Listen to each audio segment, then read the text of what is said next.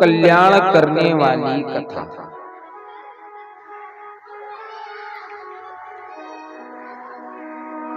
बड़े भाग्य से, बड़े प्रारब्ध से ये सत्संग हम लोगों को प्राप्त होता है। चक्र तीर्थ नैमिषारण्य में सूत जी महाराज शौनक आदि ऋषियों को कथा रूपी मृत का पान कराते। हरिद्वार में आनंद नामक घाट पर बैठ करके बाबा सुखदेव जी राजा परीक्षित जी को कथा रूपी मृत का पान कराते। कल के सत्र में हम लोगों ने श्रवण किया कि बाबा सुखदेव जी राजा परीक्षित को मन सुतरूपा के द्वारा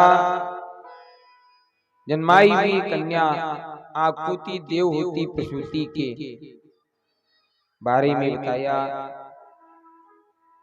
आज बात बताते हैं कि हे राजन, मनु और शत्रुपा जी के दो पुत्र भी थे जिनका नाम प्रियव्रत और उत्तान पाद है। ये उत्तान पाद कौन है? संसार में आने वाला हर जीव उत्तान पाद होता है। उत्तान माने ऊपर की ओर, पाद माने पैर। जब बच्चा संसार में जन्म लेता है माँ के गर्भ से तो उसके पैर ऊपर की ओर होता है।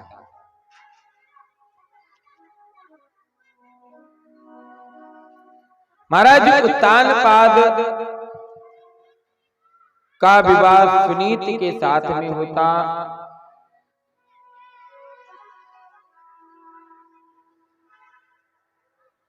प्रजा का उत्तान पाद पुत्रवत पालन करते हैं।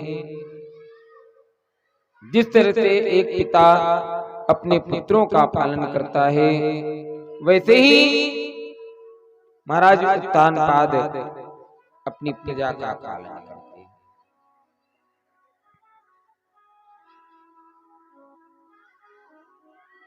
लेकिन महाराज उत्तान पाद के कोई संतान नहीं होती। राजा उत्तान पाद का जो विवाह हुआ था, ये सुनीत नाम की कन्या के साथ में विवाह हुआ था।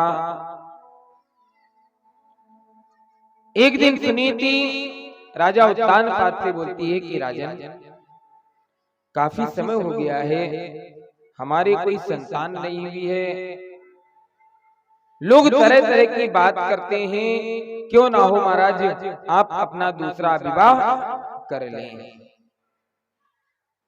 राजा उत्तान पाद ने कहा, सुनीति तू पागल हो गई? भला दुनिया में ऐसा कौन होगा, कौन स्त्री होगी जो अपने पति को दूसरा विवाह करने के लिए कहेगी? शायद तुझको मालूम नहीं कि सौत से मौत 100 गुनी अच्छी होती है। मौत एक ही बार आती है और सौत जीवन पर्यंत रुलाती है।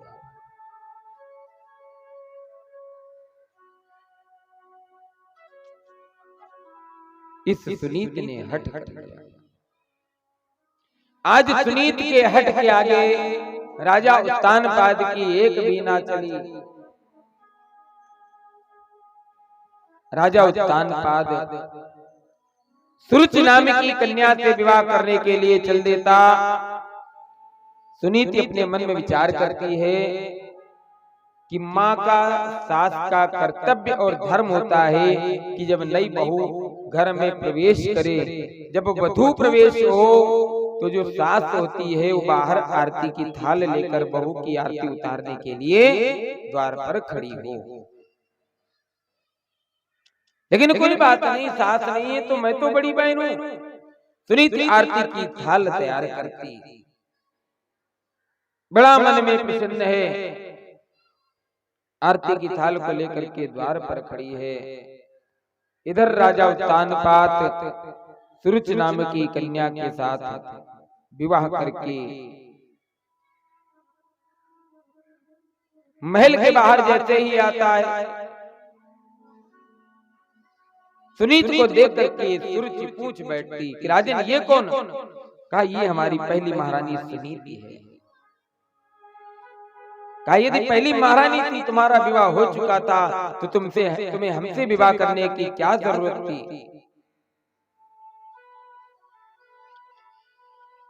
सुरुचि हट कर लेती कि राजन जब तक इस सुनीत को घर से बाहर नहीं करोगे तब तक हम तुम्हारे घर में महल में प्रवेश नहीं करेंगे।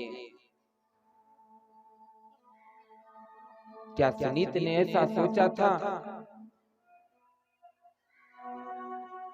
और सोचा होता तो राजा को दूसरा विवाह करने के लिए क्यों कहते? सुनीति और सुरुचि में यही अंतर होता। सुधन नीति शह सुनीति, सु माने सुंदर, नीत माने नियम। जो सुंदर नियम से कार्य को करे वही सुनीति है। सुरुचि, सु माने स्वयं, रुचि माने इच्छा। जो अपनी इच्छा के अनुसार किसी कार्य को करे वही सुरुचि है। आज ये सुनीति हट कर लेती। सुरुचि ने हट किया, सुनीत को महल से बाहर करो राजन, तभी मैं तुम्हारे महल में प्रवेश करूंगी। राजा उत्तानपाद विवश हो जाता।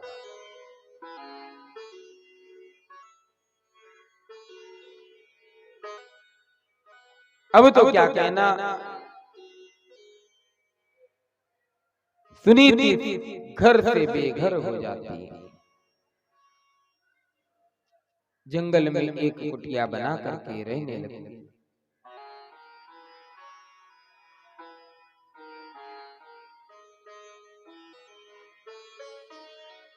इस सुरुचि ने नियम बना दिया, एक पाव बाजरे का आटा एक माह के लिए सुरुचि के लिए जाया करेगा।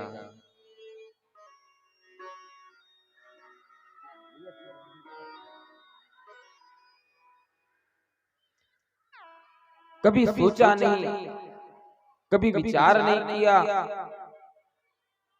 इसी को कहते हैं समय का परिवर्तन। सुनीति ये जानती कि विवाह कराने से मैं घर से बेघर हो जाऊंगी। सम्राट की कन्या को बन बनों में योगिनी आयु बितानी पड़ी। बड़े लाड़ से पाली गई थी, ठोकरें खानी पड़ी। जो सुनीति अपने हाथ से एक गिलास जल भी लेकर के ना पीती हो, आज जंगल जंगल भटक रही है। बड़नी से बुआरती थी कुटिया, लकड़ी इन्हें लाद के लानी पड़ी। जिस सुनीति के महल में हजारों दास दासियां नौकर काम करते हो, एक इशारे पर काम करते हो, आज उस सुनीति की स्थिति एक नौकर से भी बदतर हो गई। परमात्मा समय दे, आपको मौका दे, तो उस समय को, उस मौके को पा करके उसका दुरुपयोग नहीं करना चाहिए। समय मिलने के बाद, प्रदत्तता मिलने के बाद उस पर इतराना नहीं चाहिए। नहीं तो वो जैसे देता है उससे बहुत खराब स्थिति में ले भी लेता है।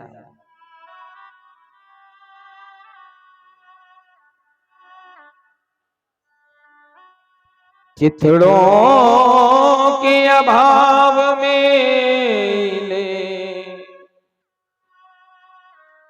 पत्तों की लंगोटी लगानी पड़ी। समय की बात है, कब समय ऐसा हो और कब समय ऐसा हो जाए। एक समय ऐसो कि गलियन बीच बिछो गलीचो, जहां पैर रखते हैं पैर रखने की जगह पर भी मखमली गलीचे बिछे होते हैं। और एक समय ऐसो कि ओढ़न को अंदेशो, उसी रेशम का वो गलीचा बना। और एक समय ऐसा कि एक रेशम का टुकड़ा ठंड में नहीं मिलता तन ढकने के लिए। सुनीति जंगलवास। एक दिन एक संत आ जाता सुनीति की कुटिया के बाहर, सुभगे भिक्षाम दे, सुभगे भिक्षाम दे। हे सौभाग्यवती, थोड़ा सा बाजरे का आटा बचा था जिससे एक रोटी तैयार हुई।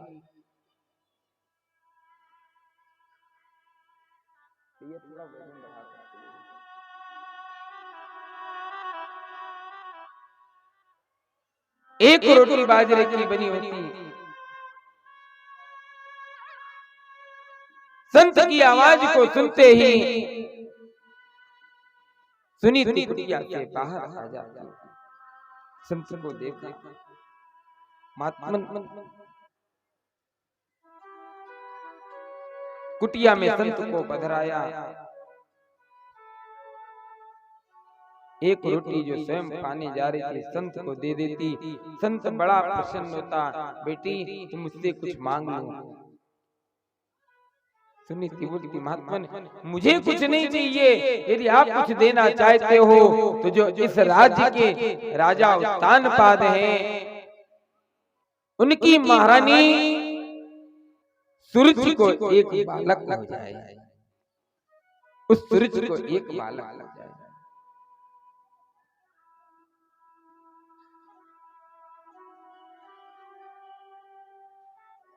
संत ने सुनीति से अपने मांगने के लिए कहा था। सुनीति ने उस सुरुचि के लिए मांगा जिस सुरुचि ने महल में पैर बाद में रखा, सुनीति को घर से बेघर पहले कर दिया। थोड़ा सा कथा में मन लगाओ, है समय का अभाव रहता है और नहीं हमें क्या कथा कहनी है। एक तो कड़ू करेला, ऊपर से नीम चढ़ा। आप लोग बात करते हो ना, आप भले ही हमें ना देखो लेकिन मेरी नजर सब पर पहुंच जाती है। हाँ,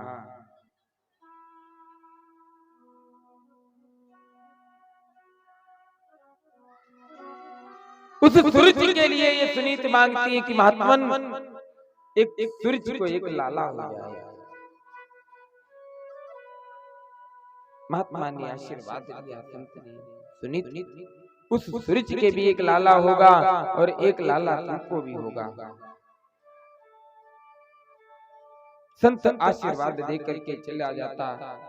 इधर सुरुचि का शासन इतना बढ़ गया कि राजा उत्तानपाद के लिए भी बड़ा दुखदाई हो गया। इस सुनीति ने नियम बना दिया, सुरुचि ने नियम बना दिया, रात को 12 बजे के बाद महल में कोई प्रवेश नहीं करेगा। एक दिन राजा उत्तानपाद जंगल शिकार खेलने जाता, अर्धरात्रि का समय हो जाता। मन में विचार करता,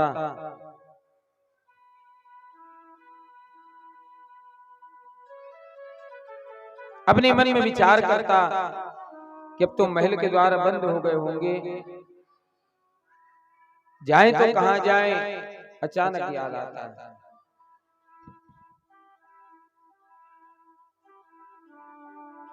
सुनीति का। सुनीति की कुटिया में आज की रात राजा उत्तानपाद विश्राम करता। समय बीतता। हरि शरणम हरि शरणम हरि शरणम मम हरि शरणम हरि शरणम हरि शरणम हरि शरणम भज हरि शरणम हरि शरणम हरि हरि शरणम ममे हरि शरणम हरि शरणम हरि शरणम हरि शरणम मम हरि शरणम हरि शरणम ममे हरि शरणम हरि शरणम मम हरि शरणम हरि शरणम ममे हरि शरणम हरि शरणम मम हरि शरणम हरि शरणम हरि शरणम हरि शरणम ममे हरि शरणम। आज कुछ समय बाद सुनीति से भी एक बालक होता और एक बालक सुरुचि से होता। राजा उत्तानपाद ने बहुत सारा दान दिया, बड़ा आनंद मनाया। ददौ दानम दद्यातेभ्यो जाति कर्म विधाय च।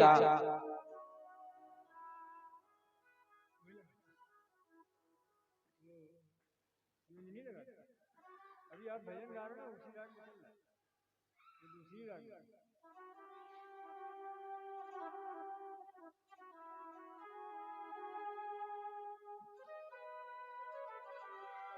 बंद कर दो, बिना संगीत के आनंद लेंगे। तो आज राजा उत्तानपाद के महल में बड़ा आनंद है। तदौ दानम दद्यातेभ्यो जाति कर्म विधाय च।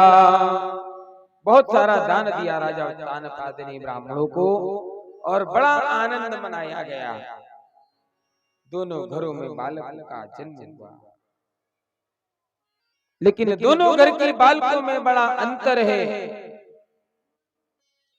एक राजकुंवर कह करके पलने में झुलाया जाता है, एक दुखियारी का पूत सोने को पत्तों पे सुलाया जाता है। सुरुचि के पास अपार संपदा है, अपार धन है, और यहाँ सुनीति के पास तो अपने खाने के लिए भी कुछ नहीं है। दान करने में अच्छा तब लगता है जब अपना पेट भरा हो। घर में कई दिन से चूल्हा न जला हो और कोई कह दे कि दान कर दो, अच्छा लगेगा? बल्कि उस समय तो ये लगता है कि हमको ही कोई दान कर जाए।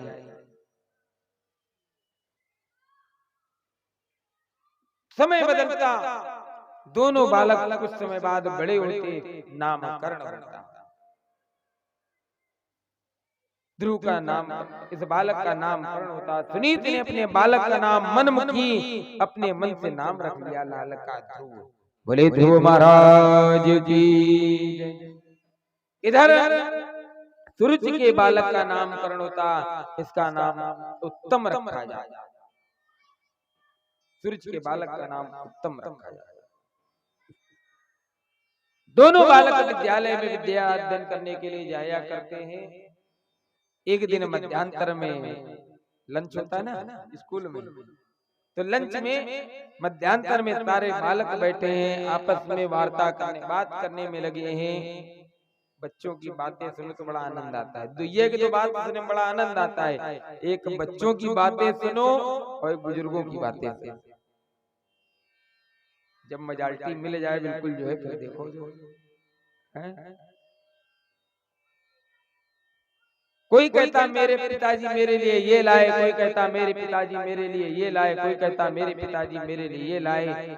इतने में एक बालक बोल पड़ता है कि ध्रुव तुम्हारे पिताजी तुम्हारे लिए क्या लाए? तब तक दूसरा बालक बोलता, रे इस ध्रुव के तो पिता का ही पता नहीं, कौन इसका पिता है, इसके लिए कोई क्या लाएगा कुछ।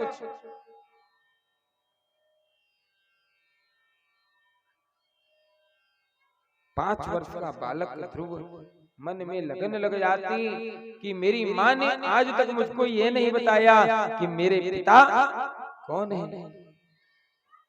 विद्यालय से रोता रोता वापस घर आ गया। सुनीत के पास पहुंचा, माँ मेरे पिता कौन है।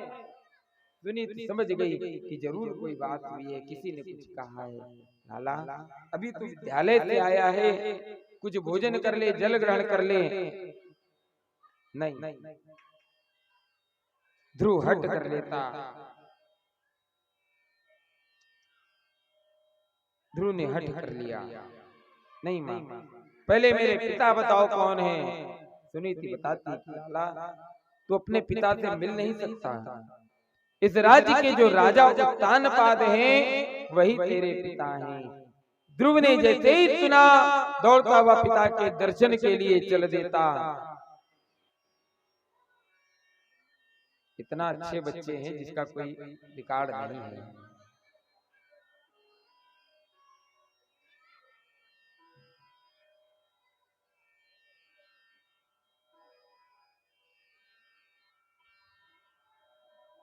आज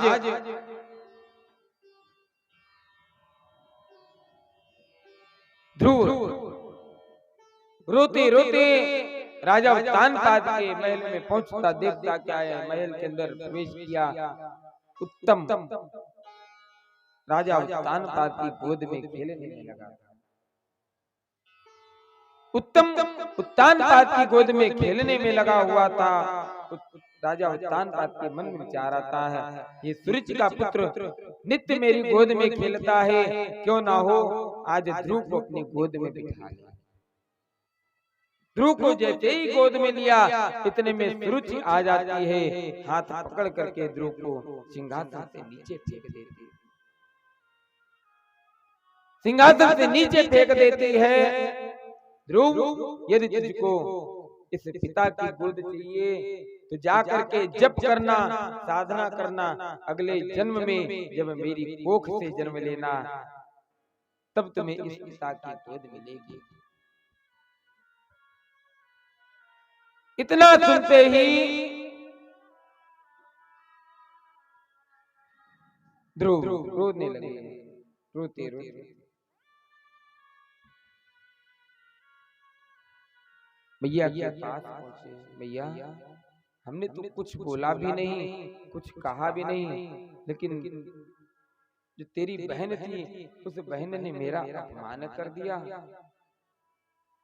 और तो और माना कि वो तो सौतेली माँ थी, लेकिन पिता तो मेरे अपने थे, उसके अपमान करने पर मेरे पिता ने भी मुझसे कुछ नहीं कहा।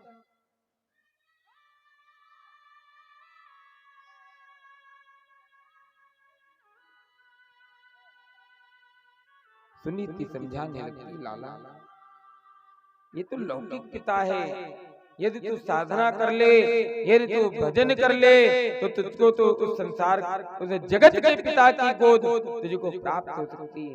ध्रुव के मन में लगन लग जाता, वैराग्य आ जाता मन में। वहीं से ध्रुव जी वन गमन कर लेते।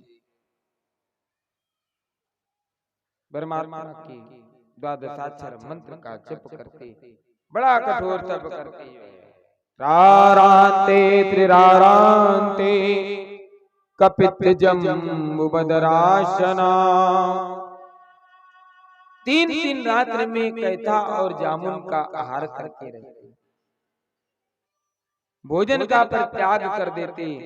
कुछ दिन भोजन वारी बतासा, कुछ दिन किए कठिन उपवास। जल वृष्टि होती, बारिश होती है, हाथों को आगे लगा देते, हाथ में जो बारिश के बूंदे जो गिर जाते हैं उनको ग्रहण करके रहते।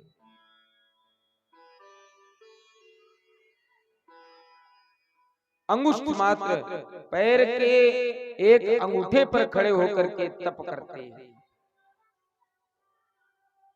सांस के साथ सांस को रोक लिया, शरीर जर्जर हो गया।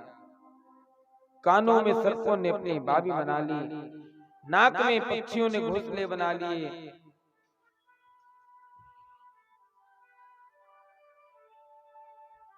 परमात्मा के द्वादशाक्षर मंत्र का जप। ओम नमो भगवते वासुदेवाय नमः। ओम नमो भगवते वासुदेवाय नमः। ओम नमो भगवते वासुदेवाय नमः। ओम नमो भगवते वासुदेवाय नमः। वासुदेवाय नमः। नंद नंदनाय नमः। वासुदेवाय नमः। नंद नंदनाय नमः। ओम नमो भगवते वासुदेवाय नमः। ओम नमो भगवते वासुदेवाय नमः।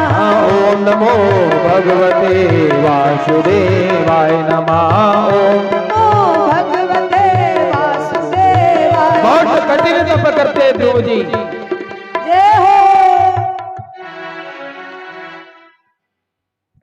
इतना कठिन तप करते हैं कि तीनों लोगों का वायुमंडल रुक जाता। तीनों लोगों का वायुमंडल रुक जाता। देवता लोग बड़ा परेशान होते, नारायण की शरण में पहुंचते, नारायण की स्तुति करते हैं, प्रार्थना करते कि नाथ ना जाने कौन सा देवता है, कौन सा दैत्य है, कौन सा आपका भक्त है जो जिसने तीनों लोगों का वायुमंडल रोक रखा है। नारायण भगवान देवताओं को सांत्वना देते, ध्रुव जी को आकर के दर्शन देते, ध्रुव से कुछ मांगने के लिए कहते। ध्रुव ने कहा प्रभु हमें कुछ भी नहीं चाहिए, बस आपकी माया कभी भी मुझको व्यापे नहीं। ध्रुव जी को नारायण ने समझाया, ध्रुव तुम्हारे पिता तुमको लेने के लिए आएंगे, जाकर के गृहस्थ जीवन का निर्वाह करना।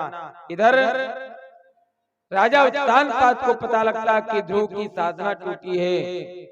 अक्षयणी सेना लेकर के ध्रुव जी को पालकी पर बिठा करके ले जाते हैं।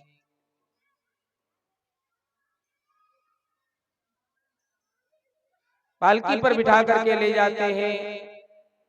इधर ध्रुव जी को पता लगता कि इनके भाई उत्तम को यक्षों ने मार दिया है। ध्रुव जी ने यक्षों का संहार किया।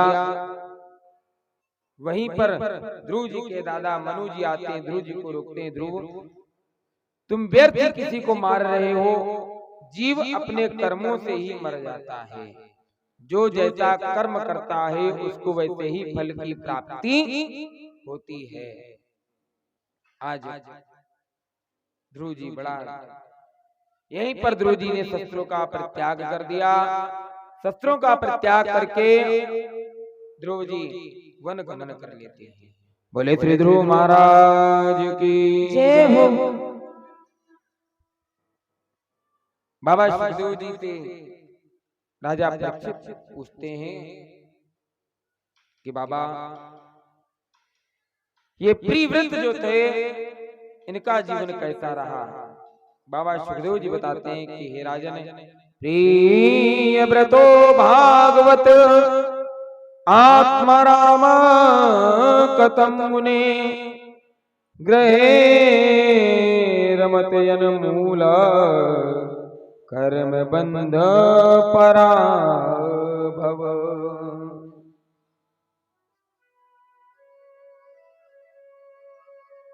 महाराज प्रियव्रत बहुत भगवत भक्त होते हैं। प्रियव्रत के द्वारा जो संतान होती है उनका नाम होता आग्निक। आग्निक से राजा नाभि होते, और राजा नाभि से जो संतान होती है उनका नाम होता ऋषभदेव। ऋषभदेव ने अपने पुत्र भरत का राज तिलक कर दिया। ऋषभदेव के पुत्र का नाम भरत होता, जिन भरत के नाम पर इस देश का नाम भारत पड़ा।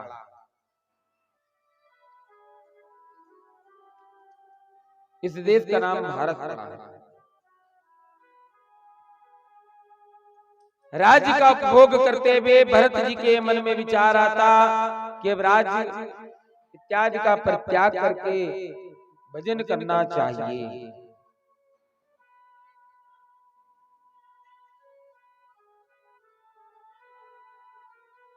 भरत जी राजमहल खजाना सबका परित्याग कर देते, सब परित्याग करके गंडकी नदी के किनारे एक कुटिया बना करके रह जाते, भजन करने लगते, किसी से बोलते नहीं, माला लेकर के बस भजन करने में लगे हुए।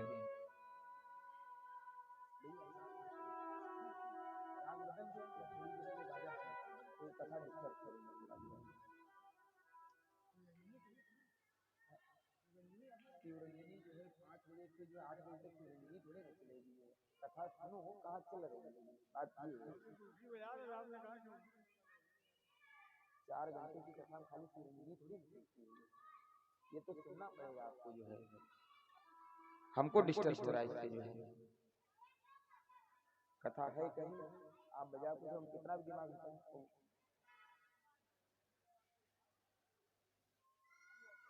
कथा में हिसाब नहीं चलता। कथा आप सुनिए, सुनने के अनुसार बजाइए, कहाँ पर कौन सा कब पसंद चलता है।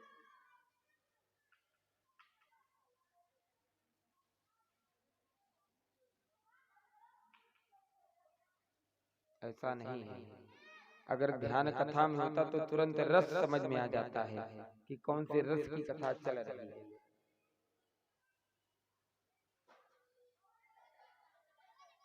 चार पैर में से अगर एक पैर में अगर चोट लग गई तो 3 पैर अपने आप गड़बड़, या तो चारों पैर टूट जाए और या तो फिर चारों पैर बिल्कुल दुरुस्त हो। तो भरत जी गंडकी नदी के किनारे बैठे हुए हैं, गंडकी नदी के किनारे बैठ करके कुटिया में भजन करते हैं, सब कुछ त्याग दिया। इधर उसी नदी में एक दिन एक गर्भणी हिरणी जल ग्रहण करने के लिए आती। नदी के उस पार शिकार करके एक शेर एक सिंह जल पीने के लिए आता। शेर ने दहाड़ मार दी, दहाड़ जैसे ही मारी, जो ये गर्भवती हिरणी थी उस गंडकी नदी में कूद जाती है। गंडकी नदी में जब कूद गई, बाबा भरत जी बैठे बैठे माला कर रहे, माला करते हुए इस दृश्य को देखते हैं। मन में विचार आता, एक संत के सामने एक जीव अपने प्राणांत कर दे, ऐसा संत होने से क्या फायदा। भरत जी ने माला छोड़ी, माला छोड़ करके उस नदी में छलांग लगा दी।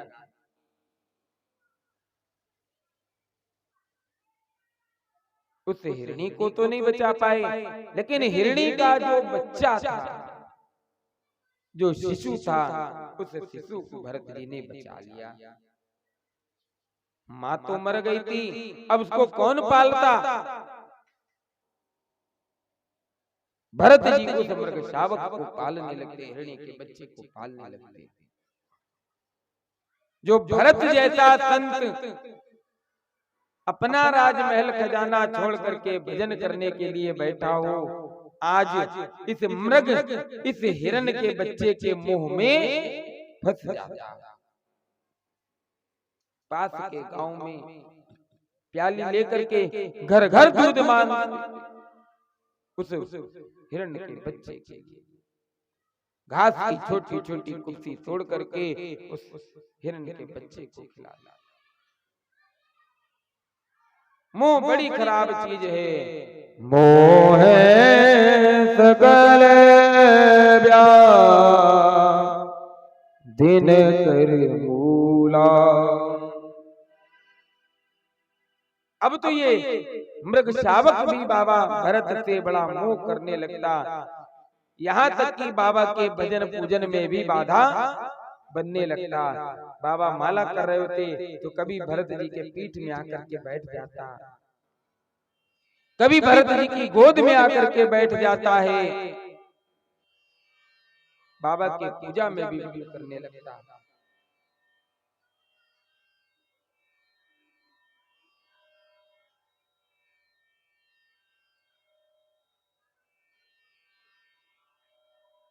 भरत जैसा संत राजमहल खजाना सब छोड़ दिया। और ये संत का स्वभाव होता है, संत कभी अपने लिए नहीं मांगता। एक तर्क देते हैं आप लोगों को।